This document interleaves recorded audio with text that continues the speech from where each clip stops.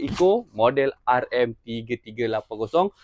Assalamualaikum. Okey, buat korang tengah mencari mesin rompot, nak cari yang ringan, nak cari yang heavy duty, nak cari yang power. Yang ni kita ada mesin rompot brand daripada Eco model RM3380. Okey, untuk model RM3380 ni dia punya cc 32.6 cc korang. Korang boleh tengok daripada pattern.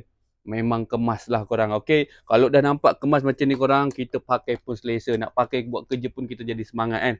Okey, korang boleh tengok dekat pada cover belakang dia ada tulis brand dia Eco. Dekat depan dia tulis brand dia dengan dia punya model RM3380. Okey, untuk mesin rumput ni korang, dia punya size tank 1.2 liter. Untuk korang boleh bahagian belakang korang boleh tengok dia punya span memang tebal.